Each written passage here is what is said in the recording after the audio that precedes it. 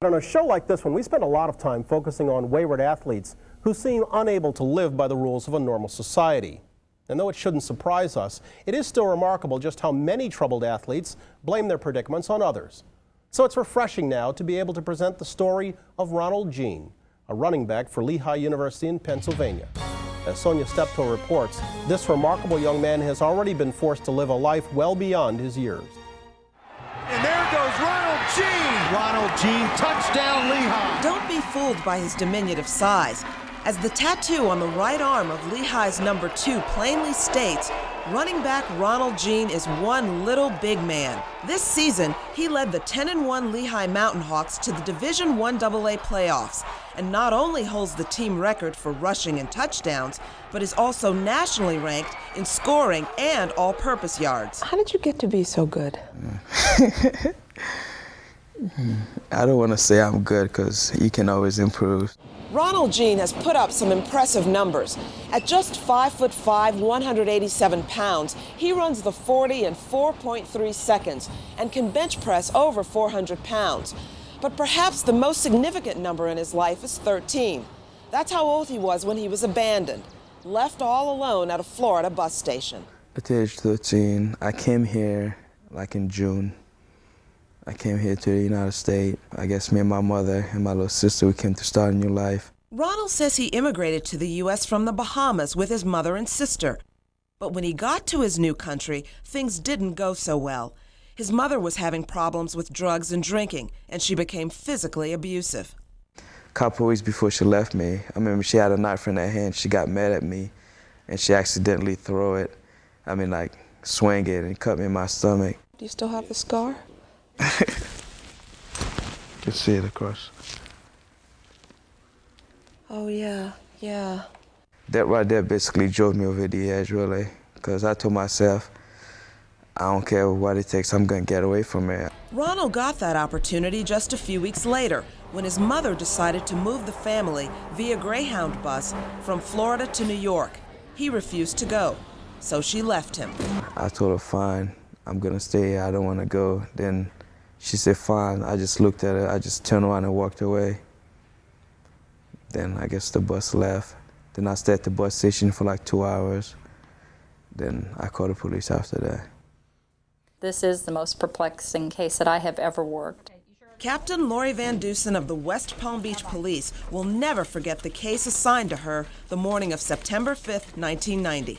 We've had little babies left behind, newborn babies, but this is the first I've ever, in my 22 years here at the department, have ever worked a case of a boy of this age being left behind and abandoned, and somebody that was so capable of speaking and bright and seemingly educated and very unusual. Captain Van Dusen took us back through the events of that night. Officer Roger Gallagher was in his patrol vehicle on routine patrol at this location to the left where the bus station was located, and noticed the boy by himself. And so he goes into the bus station, finds this 13-year-old. Yes, and he calls it into headquarters and ultimately brings Ronald into the station. What did you think the police were going to do when you called them? I didn't know, because I didn't know what I was going to do. I thought I was going to be in trouble for something. Weren't you scared? You were all alone. I don't think being afraid kind of bothers me at first. It's like a form of relief, really. Like I'm away from all the pain and hurt that I was faced before. Did he cry? No, he didn't cry. Very straight-faced. It was just like pulling teeth getting him to talk to us or pull out anything of any significance that would help us in determining his identity or parents. Was he scared of authority figures? Was he withholding information from us? Or had there been an abusive situation? I didn't tell him much about like the abuse or whatever, because I was afraid my mom would get in trouble or anything. With little to go on from the frightened and tight-lipped boy, police circulated flyers with Ronald Jean's picture and description all over Florida and New York, and even as far as Haiti, where authorities guessed Ronald might have come from. In a further effort to find his family, Ronald's vital statistics were entered into the FBI's database of missing persons, all to no avail. And by then, Ronald had no idea where his mother was. Did you think you'd ever see your mother again at that point? I had an idea that I would probably never see her again. You've never heard from her? Nah, never. It's been 9 years since the West Palm Beach police picked up that abandoned boy at a bus station in the middle of the night. Yet the mystery surrounding where he came from, why he was left behind and never claimed, remains unsolved. So who is Ronald Jean? The people who know him have no trouble answering that question. A very, very special young kid. He's special because first of all, he got a gift. He's bright. He's very bright. After several unhappy years in Florida's foster care system, Ronald Jean was matched with a foster mother he could finally call mom, Jacqueline LaTollade of Boca Raton. When the social worker came with Ronald, his head was down. I never see his eyes. I didn't really know what it looked like because he was constantly like that. You can say she was like one inspiration of my life. Some of the first home I've been to, they treat me as like I was just a property. And she took me in like I was his son. Little by little, before you know, he opened up and his head was up. And he never put it down again. Ronald held his head high during his 4 years at Boca Raton High School, where he excelled not only athletically, but academically. He's so disciplined, so focused. He knew exactly the day he came, exactly what he wanted, and where he was going. In addition to being part of Jacqueline's family, Ronald became very close to the family of high school classmate Melissa Anderson. More and more he came to hang out, and more it just felt like he was part of our traditions and everything that we had here. He was such a frequent visitor, he was soon spending holidays with Melissa, her brother David, and parents Walter and Mercedes. I remember that my son said to me, "Mom, Ronald wants this t-shirt. He wants a Barry Sanders t-shirt so bad for Christmas." We got him the football jersey, and when he opened it up, he literally hugged it like it was a person. And since then, he's always been invited back. Last Christmas, he sat us down. He was like, "I just wanted to tell you guys that you have meant more to me than anyone else." That was his Christmas present to us. He just is someone that any mother would be proud to call her son. He's just a remarkable kid. When Ronald turned 18 and it was time for him to leave the foster care system and his replacement mom, Jacqueline, the Andersons invited him to live with them. And the boy who once had no family now had two. The only thing we fight about is food. Tell me about that. Just, Ron eats a lot of food, and there's always food missing, and we know who ate it. And at Lehigh, it doesn't seem as if much has changed. Can I have meatball and some french fries, please? But for Ronald, coming here and leaving the stability he had finally found wasn't easy. When I was leaving the airport to come here, I was like, oh, I'm happy, I'm going to college now. Then when I got here, I look out the window and I just saw a bunch of hills.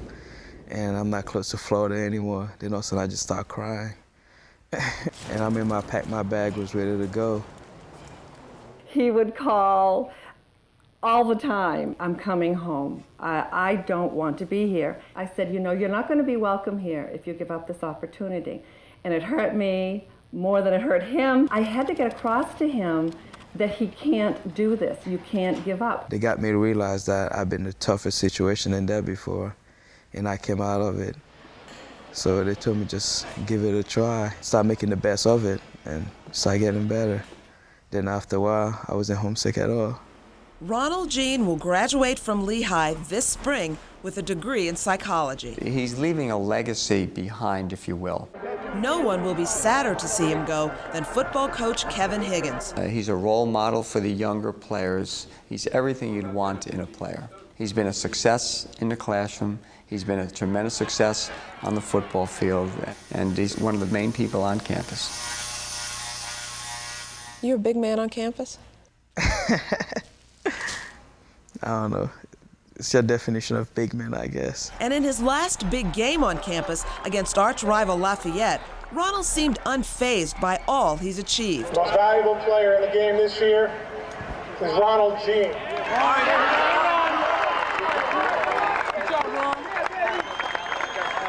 Will you someday, you think, look for your mother? Probably, I don't know. I forgive her for what she did, but boy, it's not something you're gonna get over. You will never forget. How do you think you've been able to put all of the bitterness and the sadness behind you and have such a positive outlook about things? After my mom left me, then I basically told myself that I want her to see that I'm gonna make something of my life.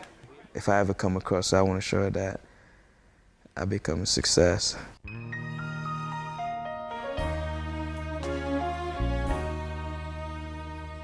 Sonia, it's a nice story. Ronald seems a far different kid than the one who first turned up at the Andersons' door years ago, is he? He's a little different. You know, he can be very introspective. He likes some quiet time to just sort of ponder the things I think that have happened to him. But he's also very humble.